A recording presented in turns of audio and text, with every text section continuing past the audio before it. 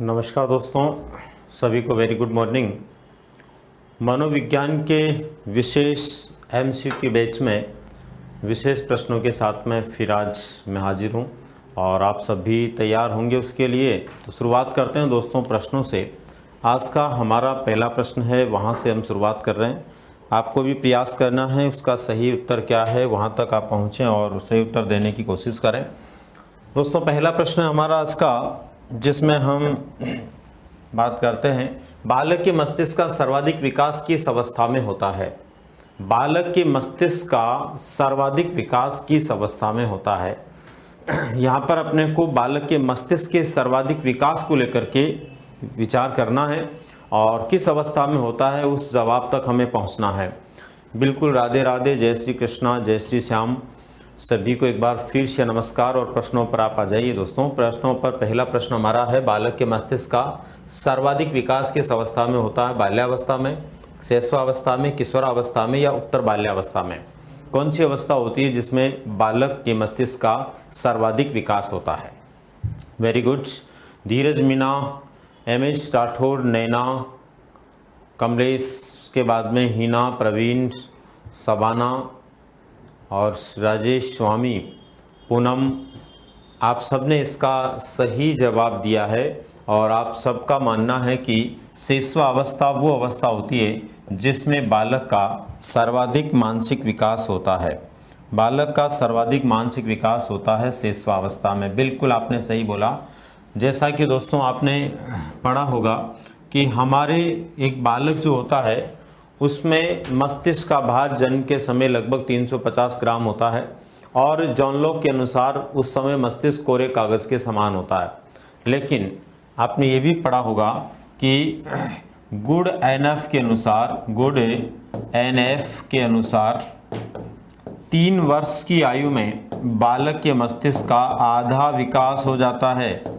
आधा विकास हो जाता है कौन सी आयु तक? 3 वर्ष की आयु तक। गुड एनएफ का मानना है कि 3 वर्ष की आयु तक बालक के मस्तिष्क का आधा विकास हो जाता है। इसी प्रकार से जो है फ्राइड का मानना है कि बालक के मस्तिष्क का विकास जो है वो लगभग 5 वर्ष तक 75% हो जाता है। 75% बालक के मस्तिष्क का विकास हो जाता है जब बालक लगभग 5 वर्ष का होता है। तो लगभग जन्म से लेकर 5-6 वर्ष की आयु जो होती है, अवस्था जो होती है, वो शैशवावस्था में आती है और इसी अवस्था में मस्तिष्क का सर्वाधिक विकास होता है। तो मस्तिष्क के सर्वाधिक विकास के लिए जिम्मेदार अवस्था कौन सी है? शैशवावस्था है। नेक्स्ट हमारा प्रश्न है, बाल विकास में बीजावस्था से क्या अभिप्राय है। बाल विकास में बीजावस्था से क्या अभिप्राय है।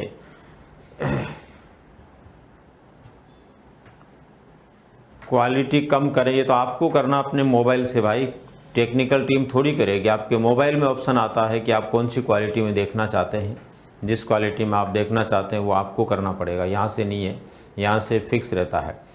ठीक है। नेक्स्ट देखिए आप कि बाल विकास में बीजावस्था से क्या अभिप्राय है। बाल विकास में बीजावस्था से क्या मतलब होता है, इसको हमें देखना है यहाँ पर दोस्तों।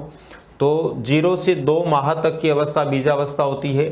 0 से 2 सप्ताह तक की अवस्था बीजावस्था होती है। 2 सप्ताह से 6 माह तक की बीजावस्था होती है या गर्भधारण से 2 माह तक की बीजावस्था होती है।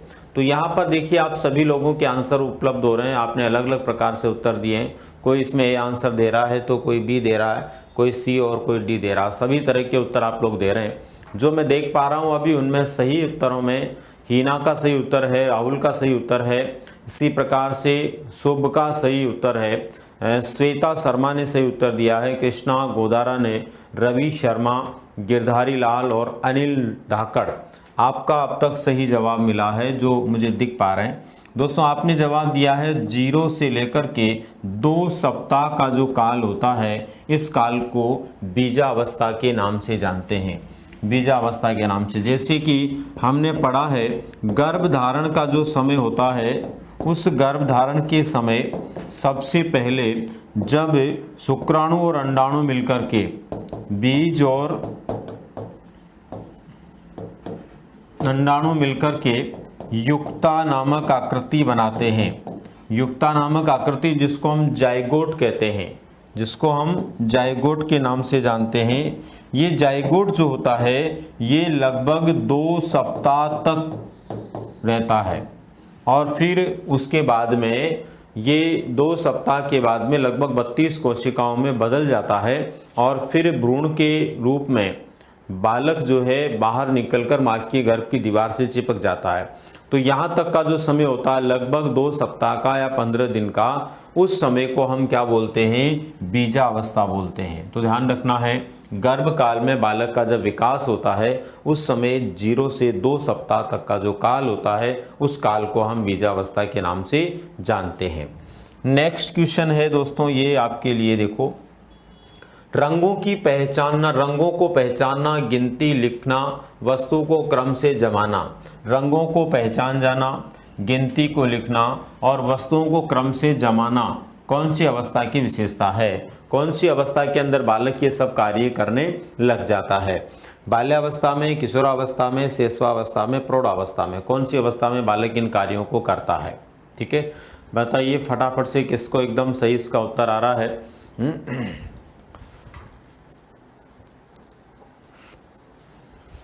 PDF आप लोगों को ज़रूर मिल जाएगी, हो सकता है बीच में 2 दिन की छुट्टियां थी तो आपको नहीं मिली हो, आज निश्चित रूप से मिल जाएगी। ठीक है, वेरी गुड। अरविंद मेघवाल, मुकेश कुमार, रीना, साहिन, आपने जो है इसका सही जवाब दिया है। राजकुमारी का भी सही जवाब है, कमलेश का और मनीषा बुनकर का भी सही जवाब है।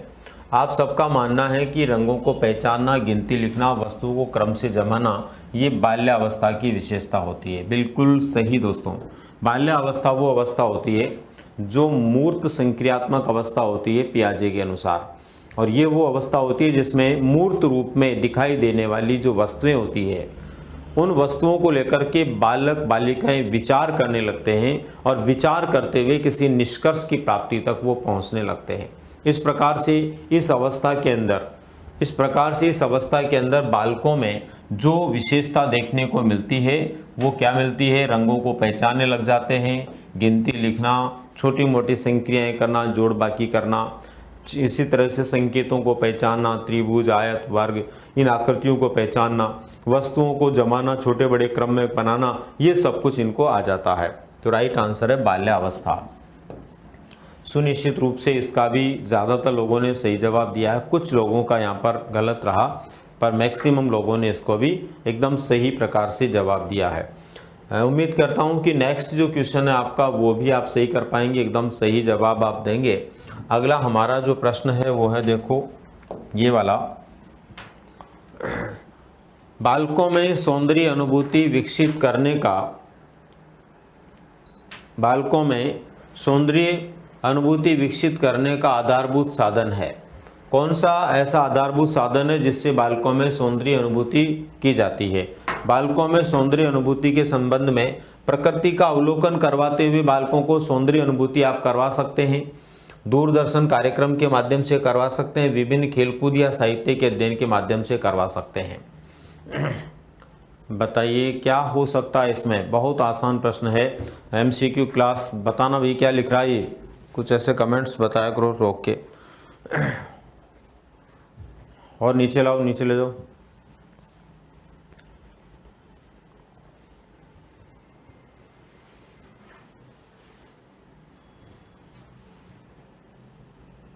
अरे कमेंट को ऑफ नहीं करोगे तब तक कैसे पता चलेगा?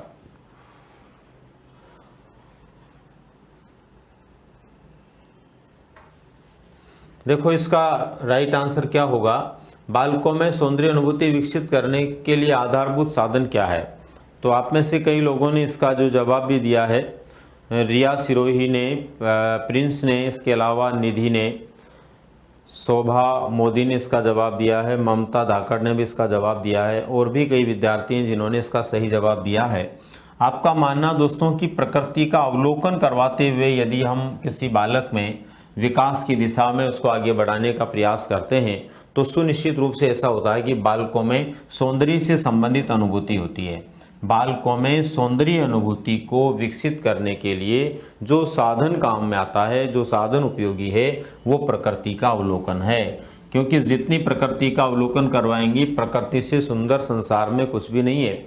मानव के द्वारा निर्मित जो वस्तुएं होती है वो अपने आप में सुंदर हो सकती है, लेकिन प्रकृति के सौंदर्य के सामने वो सब फीकी है। इसलिए हमेशा ध्यान रखो, यदि हमें एक बालक को किसी प्रकार के सौंदर्य की अनुभूति करवानी है या सौंदर्य अनुभूति की दिशा में बालक को ले जाना है, तो इसका मतलब वहाँ पर सुनिश्चित रूप से हमें प्रकृति का अवलोकन करवाना होता है, या प्रकृति अवलोकन से संबंधित कोई भी विचार है वही आपका सही आंसर होगा। दूरदर्शन के कार्यक्रम है, खेलकूद कार्यक्रम है, साहित्य का अध्ययन है, इनसे बालकों को उस प्रकार की सौंदर्य अनुभूति संभव नहीं है जितनी कि उनके विशेष रूप से प्रकृति के अवलोकन से संबंधित सौंदर्य अनुभूति हो सकती है। नेक्स्ट है,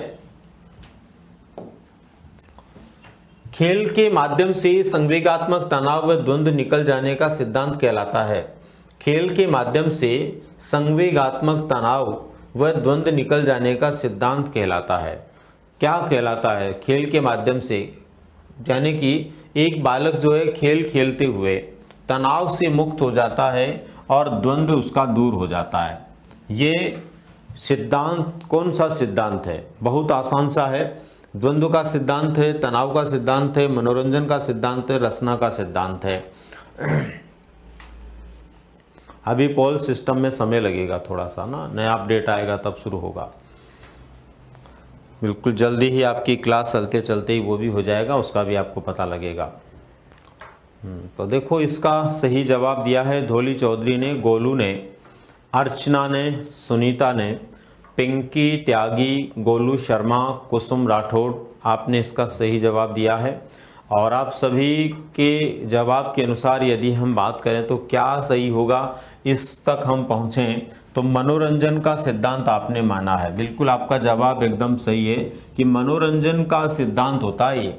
बालक जो है वो तनाव में है, मान लीजिए बालक द्वंद्व में है, तो उसको खेलने के लिए थोड़ा समय दे दीजिए, खेल से उसको जोड़ दीजिए। जब बालक खेलने में मन लगेगा तो तनाव को भूल जाएगा, बाकी सारी जो चीज़ें उसकी है टेंशन से जुड़ी हुई हो सकती है, या फिर उसके दबाव से जुड़ी हुई हो सकती है, या उसके द्वंद्व से जुड़ी हो सकती है, सबको भूल करके वो मनोरंजन में क्या होगा, रम जाएगा। इसलिए यहाँ पर अपने को ध्यान में रखना है कि मनोरंजन का सिद्धांत होता है जिसके द्वारा संवेगात्मक तनाव और द्वंद्व को दूर किया जा सकता है, विशेष रूप से किसके लिए? बालकों के लिए। एक बड़ा व्यक्ति होता, समझदार व्यक्ति होता, परिपक्व व्यक्ति होता है, वो भी कई बार जब परेशान होता है तो उसके मन को दूसरी दिशा में ले जाने के लिए हम कभी कभी इस प्रकार के व्यवहारों को अपनाते हैं, जिससे उसके मन को एक आनंद की अनुभूति होती है, मनोरंजन उसको होता है, और मनोरंजन के माध्यम से उसके व्यवहार में पॉजिटिविटी आती है, और जो तनाव, द्वंद्व आदि सी नेगेटिविटी है वो खत्म हो जाती है। यहाँ पर कई लोग भ्रमित हो सकते हैं, द्वंद्व का सिद्धांत भी बोल सकते हैं, तनाव का सिद्धांत भी, या रचना का भी। तो ये कोई सिद्धांत, इस तरह के सिद्धांत नहीं होते हैं। केवल यहाँ पर एक मनोरंजन का सिद्धांत होता है जो व्यक्ति को संवेगात्मक दृष्टिकोण से एक अच्छी दिशा को या सुखवादी दृष्टिकोण को प्रदान करने की ओर ले जाता है। नेक्स्ट क्वेश्चन, इस सिद्धांत के अंतर्गत बालकों के शारीरिक, मानसिक, संवेगात्मक अधिक पहलुओं का सापेक्ष अध्ययन करते हैं। इस सिद्धांत के अंतर्गत कौन सा ऐसा सिद्धांत है जिसके द्वारा हम शारीरिक, मानसिक, संवेगात्मक आदि पहलुओं का, यहाँ पर है आदि पहलुओं का सापेक्ष अध्ययन करते हैं। यानी कि इस सिद्धांत के अंतर्गत हम बालकों के शारीरिक, मानसिक, संवेगात्मक आदि जो पहलू हैं उनका अध्ययन करते हैं, सापेक्ष रूप से अध्ययन करते हैं, सापेक्ष अध्ययन करते हैं। तो क्या होगा? परस्पर संबंध का सिद्धांत होगा, विकास क्रम का सिद्धांत होगा, एकीकरण का सिद्धांत होगा, या विकास की दिशा का सिद्धांत होगा। क्या इसमें हो सकता है? तो इसका राइट आंसर दिया है पिंकी त्यागी। उसके बाद में सही आंसर दिया है रचना ने। चंद्रपाल सिंह राठौड़ का भी सही जवाब है। देखो, इस प्रश्न के जवाब में मैक्सिमम लोग उलझ रहे हैं, कुछ लोग सही दे रहे हैं, बाकी ज़्यादा तो लोगों का गलत जवाब इसमें आ रहा है। तो वो थोड़ा सा देखें कि गलत क्यों हो रहा है उनका जवाब। सालू चौहान का सही जवाब है, इस्लाम खान ने सही जवाब दिया है, और भी कुछ बालक हैं जिनमें रेखा कुमावत का भी सही जवाब है। दोस्तों, यहाँ पर ये है कि शारीरिक, मानसिक, संवेगात्मक, ये अलग अलग पहलू होते हैं विकास में। जब एक बालक का विकास होता है तो उस विकास के अंदर हम पढ़ते हैं कि एक विकास दूसरे विकास को प्रभावित करता है, एक विकास दूसरे विकास को प्रभावित करता है। यदि शारीरिक विकास अच्छा होता है तो उस बालक का मानसिक विकास अच्छा होता है, मानसिक विकास अच्छा होता है तो संवेगात्मक विकास अच्छा होता है, संवेगात्मक विकास अच्छा होता है तो आगे की नैतिक और सामाजिक विकास अच्छे होते हैं। तो एक विकास दूसरे विकास को प्रभावित करता है, एक विकास दूसरे विकास को निश्चित रूप से प्रभावित करता है और उसके परिणाम आगे के विकास में देखने को मिलते हैं। इस प्रकार के विकास के सिद्धांत को हम बोलते हैं परस्पर संबंध का सिद्धांत। परस्पर संबंध का सिद्धांत का मतलब है एक विकास दूसरे विकास को, एक पक्ष का विकास दूसरे पक्ष के विकास को क्या करता है, प्रभावित करता है। तो राइट आंसर इसमें होगा फर्स्ट। बहुत सारे लोगों ने इसके अंदर जो है सेकंड आंसर दिया है, कुछ लोगों ने इसमें फोर्थ आंसर भी दिया, जबकि सेकंड और फोर्थ नहीं होगा। यहाँ पर क्या होगा, परस्पर संबंध का सिद्धांत। सहसंबद्धता का सिद्धांत भी आप इसको बोल सकते हैं, परस्पर संबंध को आप सहसंबद्धता का सिद्धांत भी बोल सकते हैं, ऐसा भी है। सहसंबद्धता का मतलब ही वही है, एक विकास का एक पक्ष दूसरे पक्ष को क्या करता है, सुनिश्चित रूप से प्रभावित करता है। नेक्स्ट अगला जो प्रश्न है वो है, किस मनोवैज्ञानिक के अनुसार बालक का विकास निरंतर चलने वाली परंतु मंद गति की प्रक्रिया है? किस मनोवैज्ञानिक के अनुसार बालक का विकास निरंतर चलने वाली परंतु मंद गति की प्रक्रिया, धीमी गति से होने वाली प्रक्रिया है? किसने ऐसा विचार दिया? वुडवर्थ ने, जॉन लॉक ने, मोंटेसरी ने, हार्लोक ने। किसके द्वारा ऐसा विचार दिया गया है?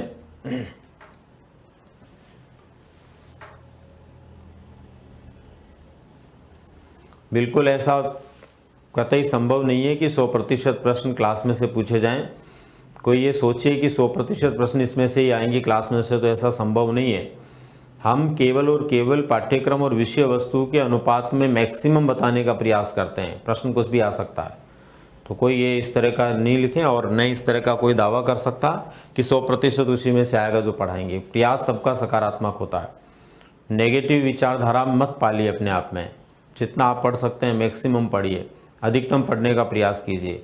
इनको आप रेगुलर आगे चलने दीजिए, कमेंट्स को रोकिए मत, आप वो मत करिए, डिस्टर्ब होता है। तो देखिए इस प्रश्न का जवाब जो है मैक्सिमम लोगों ने सही दिया है।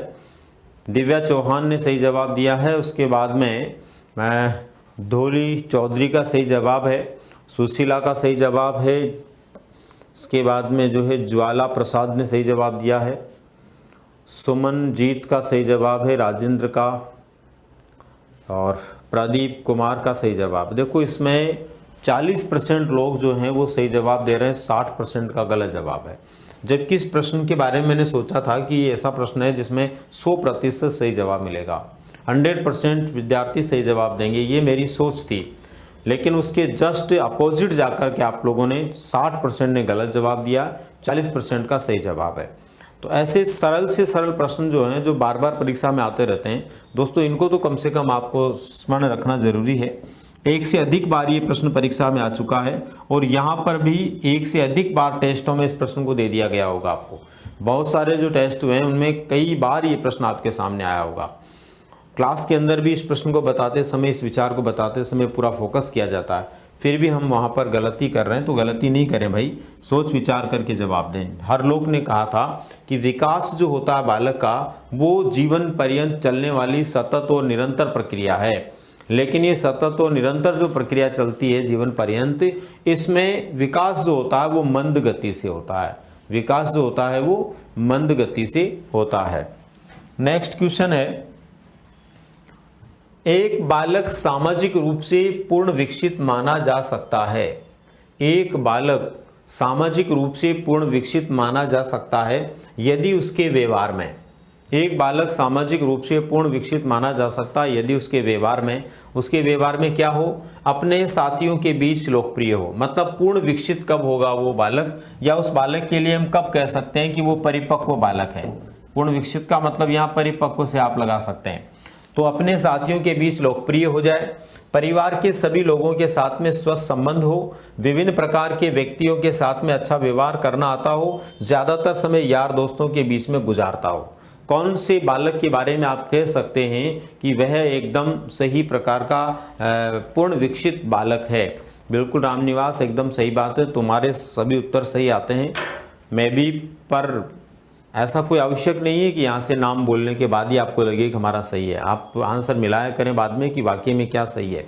ठीक है, तो देखो बलवंत ने सही जवाब दिया इसका, दिव्या सांडिल्य का सही जवाब, आईसी स्वामी, महेंद्र कुमार सैनी, और इसके बाद में जो है सैयद अंसारी का सही जवाब है, देवकी नंदन का सही जवाब है, रितिका ने सही जवाब दिया है, और तनुज जाखड़ का, पुलकित का, ज्योति का सही जवाब है, शिवानी, सुशीला, सपना और दशरथ गुर्जर का सही जवाब है। दोस्तों यहाँ पर देखिए सभी विकल्पों को लेकर हम बात करते हैं। सबसे पहले नंबर पर हैं, एक बालक सामाजिक रूप से विकसित है, तो साथियों के साथ में लोकप्रिय होना, ये अच्छी बात है। जितना व्यक्ति लोकप्रिय होता है इसका मतलब सामाजिक रूप से उसमें परिपक्वता है ही है। दूसरे नंबर पर है परिवार के सभी लोगों के साथ स्वस्थ संबंध, सामाजिक के रूप से जो व्यक्ति अच्छा विकास प्राप्त करता है, सामाजिक प्राणी के रूप में होता है, उसमें दोस्तों कोई किसी प्रकार की गलत ग्रंथि नहीं होती है। और जब गलत ग्रंथि नहीं होती है तो वो बालक या वो व्यक्ति सुनिश्चित रूप से सकारात्मक व्यवहार को दर्शाता है। परिवार के लोगों के साथ में कोई भी किसी भी प्रकार का मतभेद नहीं रखता। आज के समय में लोग परिवार के लोगों से ज़्यादा मतभेद रखते हैं, पड़ोसियों से अच्छे संबंध रहेंगे, यार दोस्तों से अच्छे रहेंगे, लेकिन अपने घर परिवार के लोगों से अच्छे संबंध नहीं रहेंगे। तो ये उनकी कम सामाजिक दृष्टिकोण या कम सामाजिकता का प्रतीक है। तो यहाँ पर ये भी ठीक बात है कि परिवार के लोगों से स्वस्थ संबंध हो। नेक्स्ट है विभिन्न प्रकार के व्यक्तियों के साथ में अच्छा व्यवहार आता हो। अब यहाँ पर देखो एक नई बात आ गई है, यहाँ परिवार के लोग भी आ गए, साथी लोग भी आ गए, समाज के लोग भी आ गए, क्योंकि यहाँ पर विभिन्न प्रकार हो गया, अलग अलग प्रकार के बहुत सारे लोग हैं, सभी लोगों से अच्छा व्यवहार है। इसका मतलब ये हुआ कि इसको हम डबल क्लिक करेंगे क्योंकि ये ज्यादा सही है अपेक्षाकृत पहले और दूसरे ऑप्शन से। इसके बाद में चौथा है ज्यादातर समय यार दोस्तों के बीच में गुजारता है। नहीं, ऐसा नहीं है। ज्यादातर समय यार दोस्तों के बीच में गुजारने का मतलब सामाजिकता की पूर्ण परिपक्वता की स्थिति हम उसको नहीं मान सकते। यहाँ पर हमारा एकदम सही आंसर हो जाएगा सी, जो आप में से ज्यादातर लोगों ने दिया भी है कि विभिन्न प्रकार के व्यक्तियों के साथ में अच्छा व्यवहार करना यदि किसी व्यक्ति को आता दोस्तों, तो इसका मतलब वो पूर्ण रूप से सामाजिक परिपक्व व्यक्ति है। निश्चित रूप से सामाजिक परिपक्वता उसमें है। नेक्स्ट हमारा क्वेश्चन है ये, निम्नलिखित में से कौन सा विकास का एक सामान्य नियम है? निम्नलिखित में से कौन सा विकास का एक सामान्य नियम है? कौन सा विकास का एक सामान्य नियम है, इसको लेकर के हम यहाँ पर बात करते हैं। मुझे बताओ, अधिगम के सिद्धांत में कन्फ्यूजन है। ऐप में जो अधिगम के चैप्टर हैं उनमें अधिगम के सिद्धांत जैसे गेस्टाल्टवाद, संज्ञानवाद सिद्धांत नहीं मिल पा रहे हैं मुझे। अरे भाई, सारे सिद्धांत दिए हुए ना तुम्हारे। व्यवहारवाद का मतलब जो है आपको पावलोव का सिद्धांत दिया होगा, थोंडाई का सिद्धांत दिया होगा, हल का सिद्धांत दिया होगा, गेस्टाल्टवाद में गेस्टाल्ट थ्योरी दी हुई होगी। इसमें क्या कन्फ्यूजन? शब्दों का ही तो फेर है उसमें। सिलेबस में जो लिखा हुआ उसके अनुसार सारे सिद्धांत उसमें दिए गए। कन्फ्यूजन अगर इस तरह से क्रिएट करोगे तो प्रश्नों के उत्तर क्या दोगे आप? सब सिद्धांत के नाम का ही आपको जो आइडिया नहीं है। निम्नलिखित में से कौन सा विकास का एक सामान्य नियम है? बालक में शरीर के साथ साथ बुद्धि बल भी बढ़ता है, बालक में समय के साथ साथ परिपक्वता आती है, बालक में विकास स्नेह होता है, बालक में विकास उपयुक्त सभी नियमों से होता है। तो कौन सा एक सामान्य नियम है? कौन सा एक सामान्य नियम इनमें से होगा? तो देखो इसमें जो है काफ़ी लोगों ने जवाब दिया है। अनीसा ने जवाब दिया है, प्रवीण कुमार का सही जवाब है, पूजा का सही जवाब है, मनोज, खुशबू, उसके बाद में अनीता नागर, इंदू, इसके बाद में जो है सुमन का भी सही जवाब है, प्रियंका और कौशल्या ने भी इसका सही जवाब दिया। दोस्तों देखो, बालक में शरीर के साथ साथ बुद्धि बल भी बढ़ता है, एकदम सही बात है। जैसे जैसे बालक के शरीर में वृद्धि होती जाती है, शारीरिक अंगों में वृद्धि होती जाती है, शारीरिक रूप से बड़ा होता जाता है, वैसे वैसे उसके बुद्धि का बल भी बढ़ता जाता है। ये एकदम सही बात है। दूसरा, बालक में समय के साथ साथ परिपक्वता आती है। जैसे जैसे समय गुजरता जाता है, जैसे जैसे समय गुजरता जाता है वैसे वैसे बालक में क्या आती रहती है, परिपक्वता आती रहती है। समय के साथ में बालक में परिपक्वता का आना तय है। कोई भी बालक है वो समय के साथ में निश्चित रूप से किसको प्राप्त करता है, परिपक्वता को प्राप्त करता है। इसी प्रकार से बालक में विकास स्नेह होता है। बालक में जो विकास होता है, बालक में जो डेवलपमेंट होता है वो धीरे धीरे होता है। जैसे अभी एक पिछले प्रश्न में हमने पढ़ा था, हरलोक ने लिखा है कि विकास निरंतर चलने वाली प्रक्रिया है, लेकिन वो मंद गति से चलने वाली प्रक्रिया है, धीमी गति से चलने वाली प्रक्रिया है। इसका मतलब ये बात भी बिल्कुल ठीक है, बालक में विकास स्नेह होता है। चौथे नंबर पे बालक में विकास उपयुक्त सभी नियमों से होता है। बिल्कुल, ये सारे नियम, चाहे ए है, चाहे बी है, चाहे सी है, इन तीनों ही प्रकार के नियमों के आधार पर बालक में क्या होता है, विकास होता है। इसलिए राइट आंसर इसका क्या होगा, इसका राइट आंसर होगा डी, बालक में विकास उपयुक्त सभी नियमों से होता है। बालक में जो विकास होता है वो उपयुक्त सभी प्रकार के नियमों के आधार पर होता है। ठीक है, अगला प्रश्न हमारा आता है दोस्तों ये वाला, और उम्मीद करता हूं कि इसका भी आप एकदम सही से जवाब दे पाएंगे। अच्छा, ये जरूरी नहीं है दोस्तों कि आप अपने जवाब देने के प्रयास में, कमेंट के प्रयास में लिखना भूल जाएं या सही उत्तर क्या उसके बारे में सोचना भूल जाएं। कमेंट करना, लिखना इतना इम्पोर्टेंट नहीं है। इम्पोर्टेंट है कि आप उसको लिखें, पढ़ें और समझने का प्रयास करें कि वाकई में उसका आंसर जो है वो क्यों है। ठीक है, एक पालने में झूलते छोटे बालक के पैर, एक पालने में झूलते छोटे बालक के पैर को जब माँ चूमती है, एक बालक जो है एक पालने में झूल रहा, ध्यान से समझना प्रश्न को, एक पालने में बालक झूल रहा है, उस बालक के पैर को जब माँ चूमती है। आपने देखा होगा कि एक छोटा बालक होता है बिल्कुल, और उसकी परवरिश माँ करती है, तो कैसे कैसे उससे लाड प्यार करती है वो। तो कई बार आपने देखा होगा, कभी उसके पैर को चूमती है, कभी हाथ को चूमती है, कभी आंखों को चूमती है। तो यहाँ पर है कि वो उसके पैर को चूमती है, तो वह बालक दूसरा पैर भी माँ की ओर कर देता है। मतलब एक पैर को जो ही माँ चूमती है तो बालक दूसरा पैर भी उसकी तरफ कर देता है कि इसको भी चूमिए। इसका मतलब ये हुआ कि वहां पर बालक एक पैर के बाद दूसरा पैर माँ की तरफ कर रहा है, तो वो किस विकास को दर्शाता है, बालक में ये किस प्रकार का विकास हो रहा है। बहुत अच्छा और स्तरीय प्रश्न है। नैतिक विकास हो रहा है, संवेगात्मक विकास हो रहा है, सामाजिक विकास हो रहा है, शारीरिक विकास हो रहा है। किस प्रकार का विकास बालक में हो रहा है ये आपको यहाँ पर बताना है। तो किस तरह का विकास हो रहा है बालक में, देखिए, नैतिक हो रहा है, संवेगात्मक हो रहा है, सामाजिक हो रहा है या शारीरिक विकास हो रहा है। यहाँ पर देखो बहुत सारे लोगों ने जवाब दिया इसका, और ज़्यादातर लोगों का जवाब जो इसमें मिल रहा है वो अब तक जो 50 से 100 लोगों ने, मतलब 100 से भी ज़्यादा लोगों ने जवाब दे दिया होगा, पर एक भी बंधु ने इसका सही जवाब अब तक नहीं दिया है। अफसोस की बात है ये। जब भी ऐसा कोई प्रश्न आएगा थोड़ा सा घुमा फिरा करके, तो फिर ऐसे हालात होंगे तो कैसे पार पड़ेगी भाई। ऐसे प्रश्न तो आने हैं परीक्षा में, कुछ प्रश्न ऐसे जरूर मिलेंगे। सबसे पहला सही जवाब दिया है सुनीता मीणा ने, वेरी गुड। सुनीता मीणा का अब तक पहला सही जवाब मिला, इतने सैकड़ों जवाब जो दिए आप में से। कोई नहीं, ध्यान रखें आप, अभी आपका जवाब आप नहीं भी दे पा रहे हैं तो उससे फ़र्क नहीं पड़ेगा, लेकिन नेक्स्ट टाइम जब आपकी परीक्षा हो मूल रूप से, उस समय अगर इस तरह के प्रश्न आए तो उनका जवाब आपको क्या देना होगा। सुमन रानी का भी सही जवाब इसमें अब मिला है। 2 लोगों ने अब तक केवल सही जवाब दिया। दोस्तों देखिए, यहाँ पर पालने में झूलते हुए छोटे बालक का माँ पैर चूमती है और बालक दूसरा पैर भी माँ की तरफ कर देता है, वो उसके किसको दर्शाता है, वो उसकी सामाजिक व्यवहार को दर्शाता है। बालक समाज में किस प्रकार से एक दूसरे व्यक्ति के साथ व्यवहार करता है, माँ बेटे के साथ कैसे व्यवहार करती है, बेटा माँ के साथ कैसे करता है, पड़ोस के लोगों के साथ कैसा व्यवहार करते हैं, मित्र मित्र के साथ कैसा व्यवहार करता है, उस व्यवहार को ही तो बालक सीख रहा भाई। एक पैर के बाद में दूसरा पैर देना, लाड प्यार करना, प्रेम करना, ये सब किस में आते हैं, सामाजिक परिवर्तनों में आते हैं, सामाजिक व्यवहारों में आते हैं। आपको ध्यान रखना है इसको, लाड प्यार, देखभाल, लाड प्यार, देखभाल, प्रेम प्रसंग, ये सब क्या हैं, ये सामाजिक प्रकार के व्यवहार को दर्शाते हैं।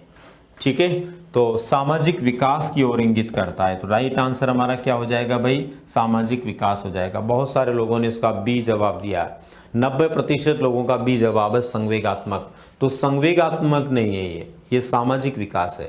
संवेगों के कारण भले ही हो रहा है, लेकिन जो विकास हो रहा है वो कौन सा हो रहा है, सामाजिक प्रकार का हो रहा है। भविष्य में भी आपको ध्यान में रखना, जब भी कोई ऐसा प्रश्न आए जिसमें लाड प्यार की कोई बात हो, जिसमें जो है देखभाल की कोई बात हो, जिसमें प्रेम प्रसंग की कोई बात हो, तो वहां पर हमेशा कौन से विकास की ओर देखना, अपने को सामाजिक विकास की ओर देखना है, सामाजिक विकास की ओर समझने का प्रयास करना है। नेक्स्ट है, बाल विकास के किस अवस्था में बालक की गामक शक्तियां प्रौढ़ हो जाती है।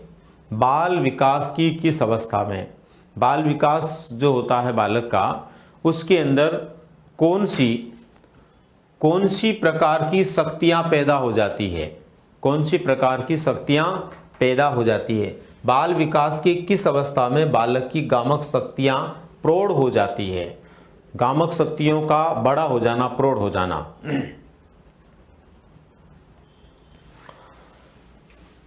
पूर्व बाल्यावस्था, उत्तर बाल्यावस्था, किशोरावस्था, प्रौढ़ावस्था। अच्छा, किसी ने लिखा है कि आज बहुत सारे प्रश्न गलत हो रहे होंगे भाई। जैसे जैसे व्यवहारिक प्रश्न आएंगे ना, वैसे वैसे आप रट्टा लगाए हुए आधार पर या रटंत विद्या के आधार पर जवाब देंगे तो गलत होने की संभावना तो बढ़ेगी। इसलिए रटना छोड़िए, समझिए। अभी किसी भाई ने लिखा है, बोले पैर का संबंध सामाजिकता से कैसे है। अरे महान आत्मा, पैर का संबंध नहीं है वहां पर, वहां व्यवहार है। वो एक पैर को चूमने के बाद दूसरा पैर बालक कर रहा तो व्यवहार दिखा रहा है, वो पैर का संबंध नहीं है। शब्दों का ही तो फेर होता है। मनोविज्ञान में शब्दों का सारा खेल है। शब्दों के जाल को यदि आपने समझ लिया तो समझ लीजिए पार लग गई, और यदि शब्दों के खेल को आपने नहीं समझा तो जहां है वहां से आगे बढ़ना बड़ा मुश्किल हो जाएगा। तोते मत बनिए, आप समझने का प्रयास कीजिए। बाल विकास में किस अवस्था में बालक की गामक शक्तियां प्रौढ़ हो जाती है। तो यहाँ पर दो चीजें हैं। गामक शक्तियों का मतलब होता है शारीरिक गति से संबंधित, मानसिक गति से संबंधित, भाषाई गति से संबंधित जो भी शक्तियां होती है वो गामक शक्तियां होती है, जो गतिशील होती है। ये प्रौढ़ हो जाती है। प्रौढ़ होने का मतलब होता है परिपक्व हो जाती है। तो कौन सी अवस्था के अंदर ये शक्तियां परिपक्व हो जाती है, ये अपने को देखना है। पूर्व बाल्यावस्था, उत्तर बाल्यावस्था, किशोरावस्था और प्रौढ़ावस्था। तो इसके अंदर देखिए, अब तक जो जवाब आप लोगों ने दिए इस प्रश्न का अब तक जो जवाब आप लोगों की तरफ से मिला, अफसोस सिंगल व्यक्ति का जवाब सही नहीं है। इसका मतलब यहां पर भी आप त्रुटि कर रहे हैं। समझना दोस्तों इसको कि हमने पढ़ा है, यदि आपको पता हो तो किशोरावस्था को परिपक्वता की अवस्था कहते हैं। किशोरावस्था को क्या कहते हैं, परिपक्वता की अवस्था कहते हैं। किशोरावस्था परिपक्वता की अवस्था होती है। और किशोरावस्था जो परिपक्वता की अवस्था होती है, तो आपको पता है यहाँ पर प्रश्न भी तो यही कह रहा है कि उसकी शक्तियां प्रौढ़ हो जाती है। किशोरावस्था को परिपक्वता की अवस्था इसलिए कहते हैं कि इसमें सभी प्रकार के विकास जो होते हैं वो प्रौढ़ हो जाते हैं, परिपक्व हो जाते हैं। बालक शारीरिक रूप से परिपक्व हो जाता है, मानसिक रूप से हो जाता है, संवेगात्मक रूप से हो जाता है, नैतिक रूप से हो जाता है। जब सभी पक्षों में परिपक्वता उसमें आ जाती है तो स्वतः ही उसकी गामक शक्तियां प्रौढ़ हो जाती है। तो राइट आंसर इसका क्या होगा भाई, किशोरावस्था होगा। कईयों ने क्या, अधिकतर ने इसका जवाब गलत दिया है। अब तक एक या दो लोगों के जवाब ऐसे होंगे जो सही मिले होंगे। तो इसका मतलब ये कि थोड़ा सा आप प्रश्न की भाषा को समझने की कोशिश करें, शब्दों को समझने की कोशिश करें, और फिर राइट आंसर क्या होगा वहां तक पहुंचने की कोशिश करें। ठीक है, नेक्स्ट क्वेश्चन है, संज्ञानात्मक संरचना के आधार पर 5 वर्ष तथा 10 वर्ष के बालक में मानसिक रूप से स्पष्ट दिखाई पड़ती है। संज्ञानात्मक संरचना के आधार पर 5 वर्ष के बालक और 10 वर्ष के बालक में मानसिक रूप से क्या स्पष्ट रूप से दिखाई देती है, क्या स्पष्ट रूप से दिखाई देती है। देखो, भिन्नता दिखाई देती है, समानता दिखाई देती है, असमानता दिखाई देती है, इनमें से कोई नहीं।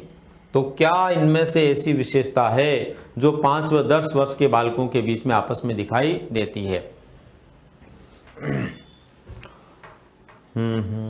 क्या हो सकता है इसके अंदर, प्रयास करें यदि आप इसमें सही जगह पर पहुंच पा रहे हैं तो। हालांकि अब तक जो आंसर यहाँ पर मेरे को दिखाई दे रहे हैं उनमें से ज़्यादातर आंसर जो है गलत ही है। सारा कुमावत ने पहला सही आंसर दिया इसका। सारा कुमावत का सही आंसर है। इसके बाद में नेक्स्ट है, अभी इसके बाद में बाकी के लोगों के आंसर इसमें सही प्राप्त नहीं हो रहे हैं भाई। प्रश्न ये भी बहुत आसान है, लेकिन यहाँ पर थोड़ा सा दिमाग लगाना है। प्रश्न कह रहा है कि 5 से 10 वर्ष के बालक में संज्ञानात्मक संरचना के आधार पर मानसिक रूप से क्या स्पष्ट दिखाई देता है? तो भिन्नता दिखाई देती है, समानता या असमानता? तो यहाँ पर भिन्नता दिखाई देती है। क्या दिखाई देती है? भिन्नता, क्योंकि प्रत्येक बालक के संज्ञानात्मक संरचना के आधार पर जो व्यवहार होते हैं वो भिन्न भिन्न होते हैं।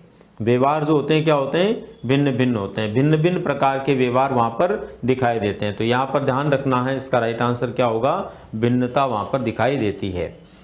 अगला प्रश्न है, तर्क जिज्ञासा तथा निरीक्षण शक्ति का विकास होता है। तर्क जिज्ञासा तथा निरीक्षण शक्ति का विकास होता है 7 वर्ष की आयु में, 11 वर्ष की आयु में, 15 वर्ष की आयु में और 19 वर्ष की आयु में। तर्क शक्ति का विकास होना, जिज्ञासा का और निरीक्षण का विकास होना, या यूं कहें कि ये चिंतन से संबंधित उच्च प्रकार के लक्षण होते हैं। चिंतन जो होता है उसके उच्च प्रकार के लक्षण होते हैं। तर्क का अपने आप में अभिप्राय होता है चिंतन का वह रूप जो सुनिश्चित परिणाम देता हो। तर्क जो है चिंतन का वह उच्च स्तरीय रूप होता है जो 100% रिजल्ट देता है। तो इसका मतलब ये हुआ कि तर्क जिज्ञासा और निरीक्षण की शक्ति बालक में कब पैदा होगी? 7 वर्ष में हो जाएगी, 11, 15 या 19 वर्ष में होगी। तो इसमें देखिए काफ़ी लोग जो है सही जवाब भी दे रहे हैं। उषा यादव का सही जवाब है। उषा यादव ने अब तक सही जवाब दिया है इसका। मनोज ने, राकेश ने, हनुमान का सही जवाब आया इसमें। देखो आप सबने इसका जवाब दिया है 11 वर्ष की आयु में। बिल्कुल आपको ध्यान रखना हो दोस्तों, 9 से 11 वर्ष की आयु जो होती है, 9 से 11 वर्ष की आयु, इस 9 से 11 वर्ष की आयु के बीच में चिंतन में तर्क पैदा होने लग जाता है। चिंतन में तर्क पैदा होने लग जाता है और तार्किक चिंतन की शुरुआत बालकों में हो जाती है।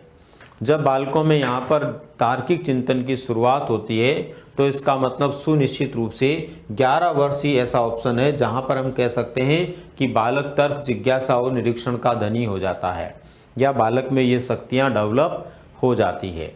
ठीक है, नेक्स्ट क्वेश्चन है, देखो, खिलौनों की आयु कहा जाता है। कौन सी आयु होती है जिसको खिलौनों की आयु के रूप में जानते हैं?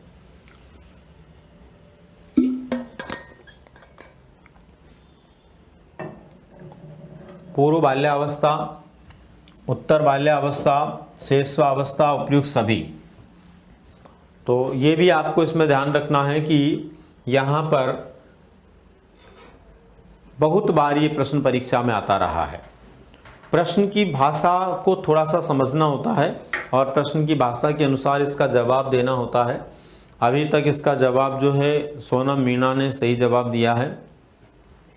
दरअसल 2 शब्द हैं। यदि प्रश्न आता है इस तरह से कि खिलौने की आयु या फिर काल, तो अलग उत्तर होगा। और प्रश्न में आता है खिलौने की अवस्था, तो अलग उत्तर होगा। दोनों ही स्थितियों में इसके अलग अलग उत्तर होते हैं।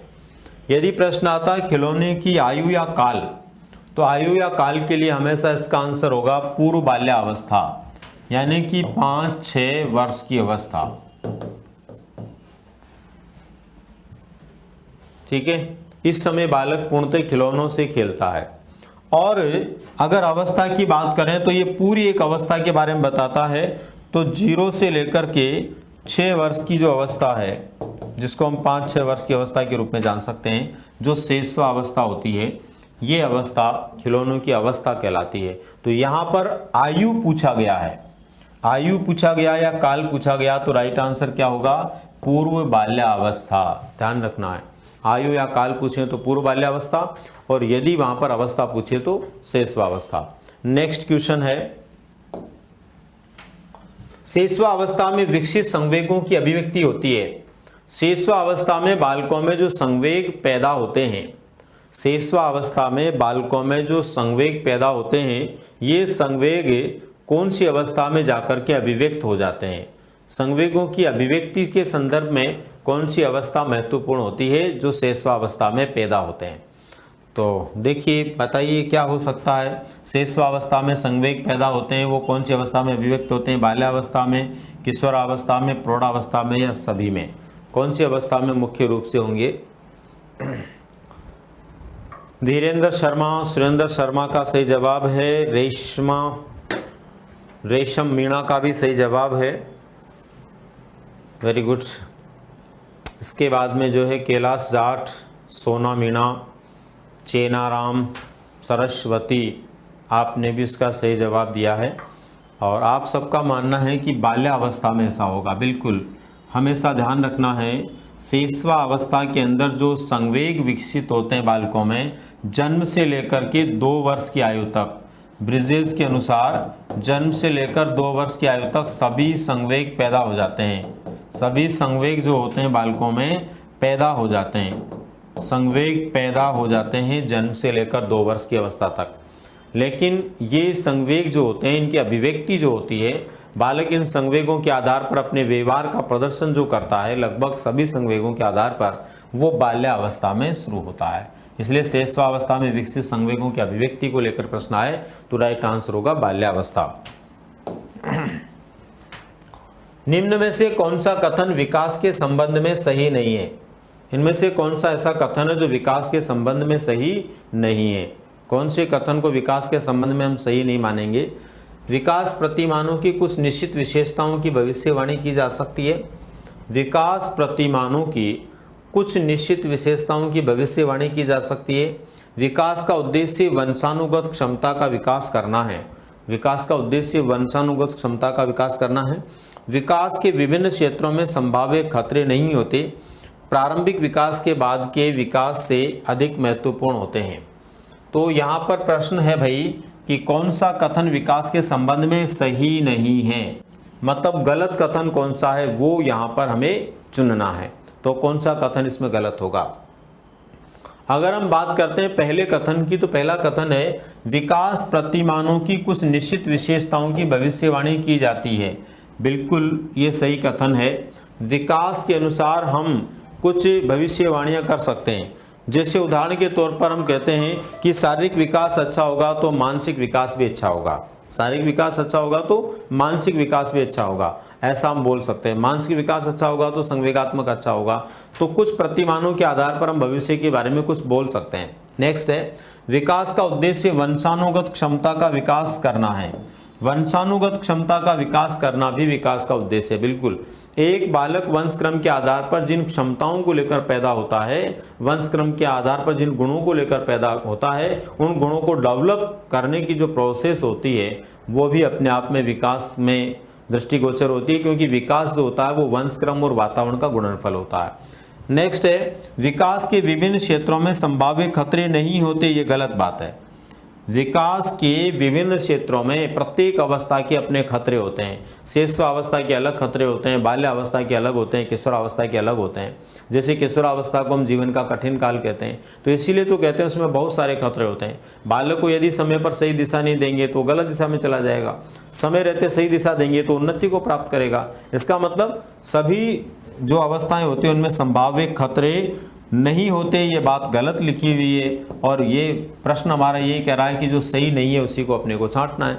नेक्स्ट है प्रारंभिक विकास के बाद के विकास में अधिक महत्वपूर्ण होते हैं। बिल्कुल, प्रारंभिक विकास जो होते हैं उसके बाद में जो विकास होता है वो ज़्यादा महत्वपूर्ण होता है, क्योंकि एक विकास दूसरे विकास से जुड़ा हुआ होता है और संपूर्णता की प्राप्ति प्रत्येक प्रारंभिक विकास के बाद द्वितीयक विकासों के आधार पर ही होती है। तो ये कथन भी ठीक है। तो सी जो कथन दिया हुआ ऑप्शन में ये गलत कथन है। नेक्स्ट है बालक के विकास की कौन सी अवस्था में अहम बनाम भूमिका द्वंद्व का प्रसार होता है? बालक के विकास की कौन सी अवस्था में? जैसे हम विकास की अवस्थाओं को पढ़ते हैं तो अलग अलग विद्वानों के अनुसार, जिसमें मनोसामाजिक विकास को लेकर जब बात करते हैं तो एरिक्सन के द्वारा दिए गए विचारों के अनुसार यहाँ पर ये प्रश्न है।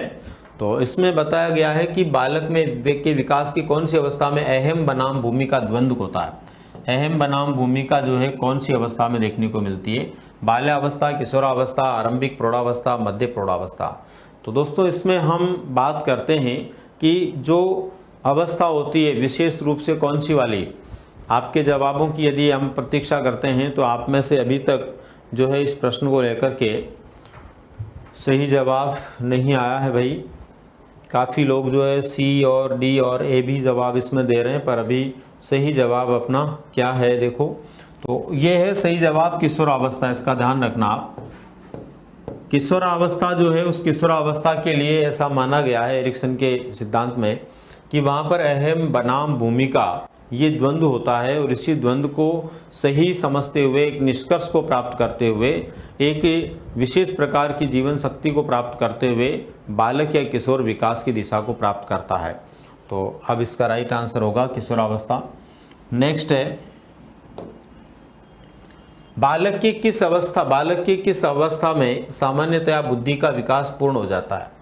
देखो अभी एक प्रश्न हमारा था कि बालक में मस्तिष्क का अधिकतम सीमा तक विकास जो होता है, अधिकतम ज़्यादातर विकास जो होता है वो कौन सी अवस्था में होता है? यहाँ पर बौद्धिक क्षमताओं के विकास की बात हो रही है कि सामान्यतया बुद्धि का विकास पूर्ण हो जाता है, बस उसके बाद में हमारी बुद्धि का विकास रुक जाता है। कुछ विद्वानों का ऐसा मानना है कि एक निश्चित आयु के बाद हमारी बुद्धि का विकास बंद हो जाता है, वो वहीं तक पूर्णता को प्राप्त कर लेती है और उसी बुद्धि के द्वारा हम जीवन पर्यंत हमारा काम चलाते हैं। तो क्या इसका आंसर होगा बाल्यावस्था में ऐसा होता है, किशोरावस्था में होता है, प्रौढ़ावस्था में, या ए और बी दोनों में होता है? तो दोस्तों यहाँ पर हमें ध्यान में रखना है कि कुछ विद्वानों के जो विचार हैं उनके आधार पर हम सोचें। जैसे पियाजे का मानना है, पियाजे के अनुसार हम बात करते हैं तो पियाजे का मानना है कि 15-16 वर्ष की आयु में बालक की बुद्धि का लगभग पूर्ण विकास हो चुका होता है। 15-16 वर्ष की आयु में बालक की बुद्धि का लगभग क्या हो जाता है? पूर्ण विकास हो जाता है। दूसरे नंबर पर अगर हम बात करते हैं यहाँ, तो दूसरे नंबर पर आता है थॉर्नडाइक के अनुसार। थॉर्नडाइक का मानना है कि बालक में बुद्धि का विकास जो है 18-19 वर्ष की आयु तक पूर्ण हो जाता है। 18-19 वर्ष की आयु के बाद बालक की बुद्धि का विकास नहीं होता। अगर हम दोनों विद्वानों के अनुसार निष्कर्ष पर पहुंचते हैं तो 12-13 वर्ष से लेकर यानी 12 वर्ष से लेकर के 18-19 वर्ष की आयु जो होती है वो किशोरावस्था होती है। और ये जो किशोरावस्था होती है इसी काल को इन दोनों विद्वानों ने माना। एक ने 15-16 माना, एक ने 18-19 माना। दोनों इस अवस्था में आते हैं। इसका मतलब हमारा राइट आंसर क्या हो जाएगा? किशोरावस्था हो जाएगा। किशोरावस्था वह अवस्था होती है जिसमें बालक की बुद्धि का अधिकतम विकास हो चुका होता है या लगभग पूर्ण विकास हो चुका होता है, उसके बाद में विकास होना रुक जाता है। नेक्स्ट हमारा क्वेश्चन है इसमें 19 नंबर पर, किस अवस्था में बालकों में नई खोज करने की और घूमने फिरने की प्रवृत्ति बहुत अधिक बढ़ जाती है?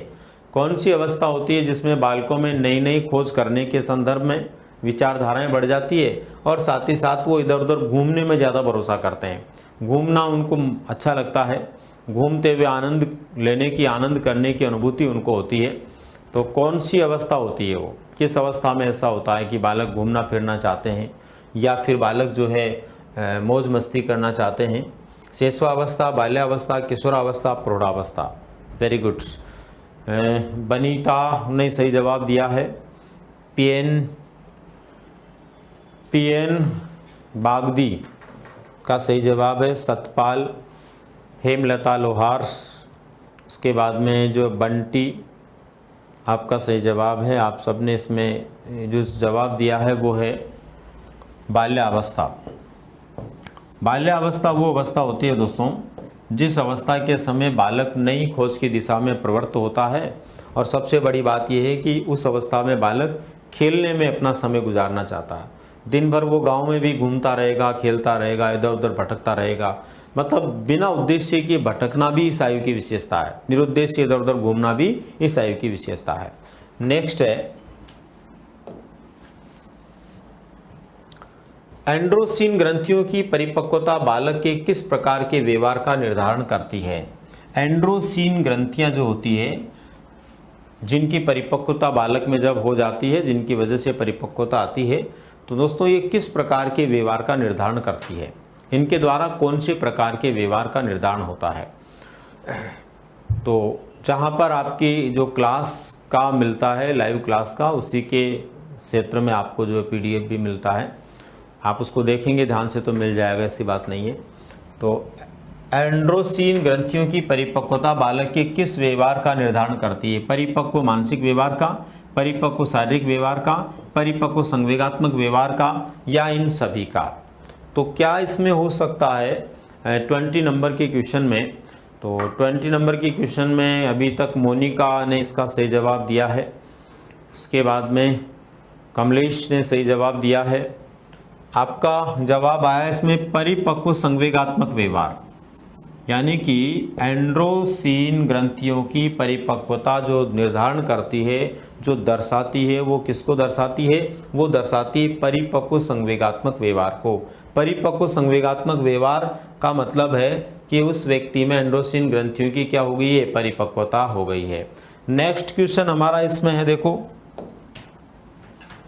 बालक के विकास की वह कौन सी अवस्था है जिसमें उसके संवेगात्मक व्यवहार में आंधी और तूफान सी गति होती है?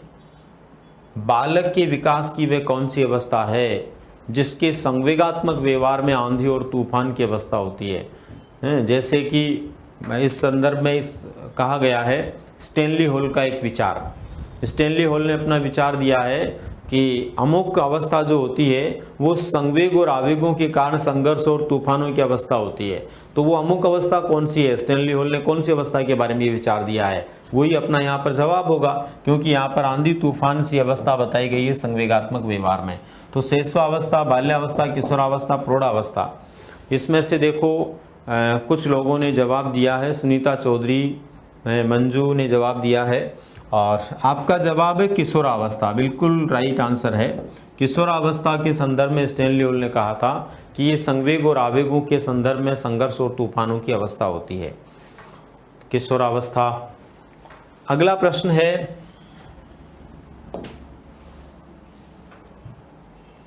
जिन शिशुओं में बुदबुदाने की क्रिया जल्दी विकसित होती है, बुदबुदाना मतलब बलबलाना, जिनमें ये जल्दी विकसित हो जाती है बलबलाने की आदत शिशुओं के अंदर शैशवावस्था में, और देर तक बनी रहती है, लंबे समय तक बनी रहती है, तो बालक जल्दी बोलना सीख जाता है।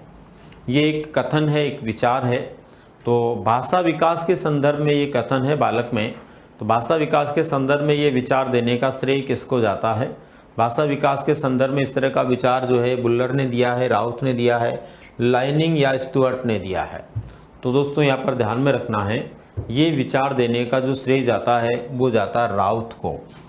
अब तक हमें ध्यान में नहीं था, पर अब हमें ध्यान में रखना है इसको। कुछ प्रश्न नियमित रूप से आपको मिलेंगे, जो हो सकता हम पहली बार उनको पढ़ रहे हो सकता आप में से कई लोगों ने उनको पहले भी पढ़ा हो, पर आज के बाद हमें ये बात ध्यान में रहे कि राउथ नामक विद्वान ने कहा था कि जो बालक ज़्यादा जल्दी और लंबे समय तक बुदबुदाता है और बुदबुदाने को बंद नहीं करता है, तो ऐसे बालकों में भाषा का विकास शीघ्रता से हो जाता है, जल्दी से हो जाता है। भाषा विकास के दृष्टिकोण से ये बालक जल्दी परिपक्व होते हैं, अच्छे होते हैं।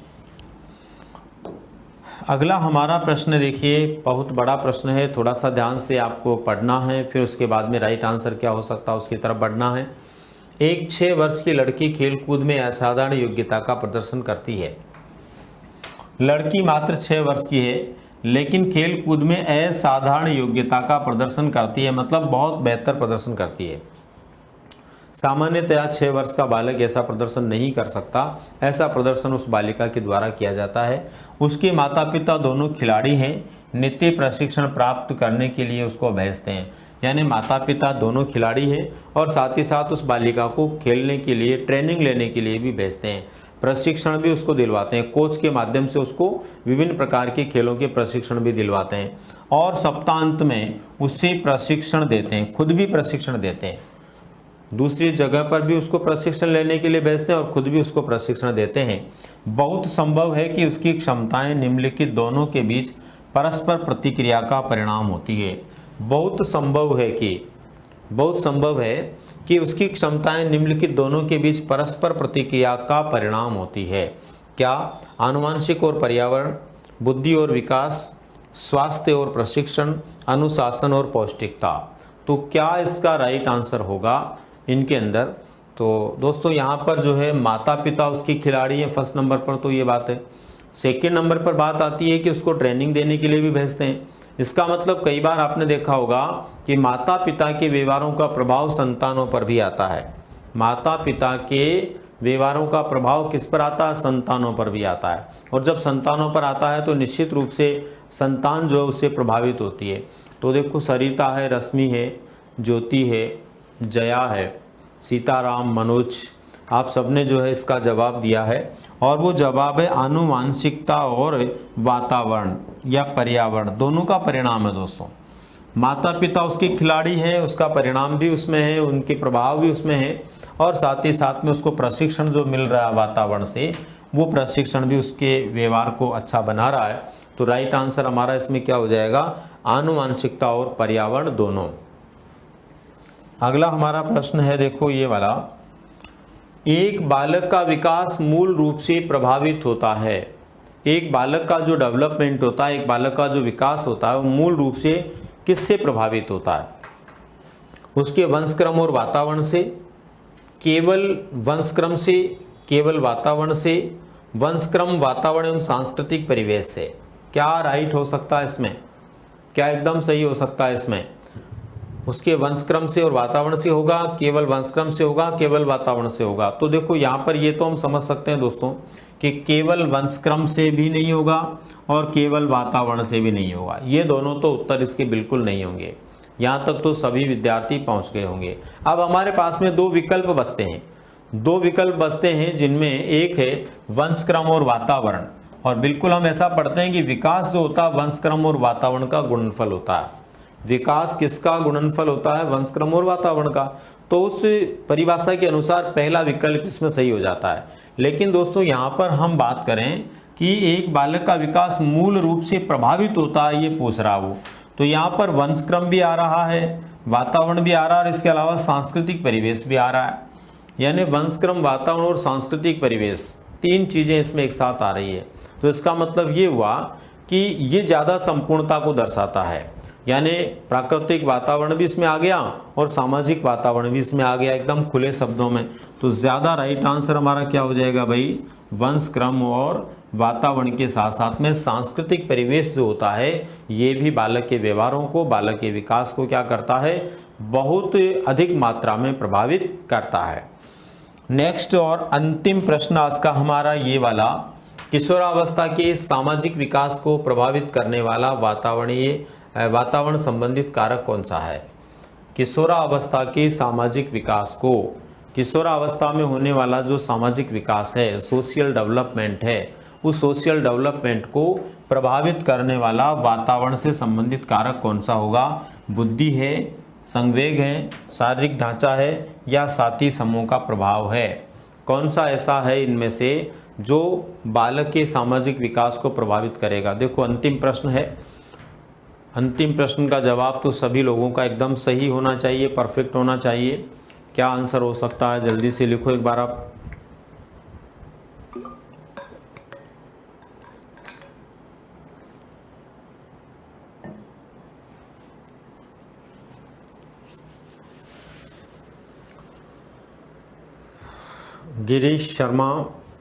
गिरीश शर्मा ने लिखा है।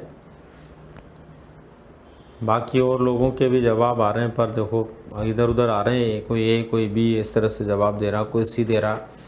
इसमें सीधी सी गणित जो है काम आ रही है हमारी। देखो बुद्धि, संवेग, ये जो हैं, ये तो बालक के ऐसे कारक हैं जो जन्मजात और अर्जित दोनों प्रकार के हैं। शारीरिक ढांचा जो है ये वंशक्रम से संबंधित है, और ये जो शारीरिक ढांचा वो सामाजिक विकास को बहुत ज़्यादा प्रभावित करे, सामाजिक व्यवहार को बहुत ज़्यादा प्रभावित करे, उससे कई गुना ज़्यादा प्रभाव हमें नज़र आता है संगी साथियों का। संगत का असर सबसे ज़्यादा पड़ता है सामाजिक विकास में। सामाजिक अधिगम का सिद्धांत हमने पढ़ा है अल्बर्ट बांडुरा का। अल्बर्ट बांडुरा का मानना है कि जिस सामाजिक वातावरण में बालक रहता है उस सामाजिक वातावरण में जो व्यवहार देखता है उस व्यवहार को वो ग्रहण करता है और उसी व्यवहार के आधार पर उसके व्यवहार में चेंजेज आते हैं। इसका मतलब ये हुआ कि प्रेक्षण के आधार पर जो सीखता है वही सामाजिक विकास में योगदान देता है। तो प्रेक्षण के आधार पर जो कुछ भी सीखेगा वो तो अपने आप में कौन से प्रकार का होगा, सामाजिक परिवेश का ही तो होगा। तो यहाँ पर राइट आंसर होगा साथी समूह का प्रभाव जो है सामाजिक विकास को सर्वाधिक प्रभावित करता है। चलिए दोस्तों, बहुत बहुत धन्यवाद। कल फिर मिलते हैं सुबह 8:15 बजे कुछ और नए प्रश्नों के साथ में, और कल भी हम बाल विकास के प्रश्नों को लेकर के ही विचार करेंगे। धन्यवाद।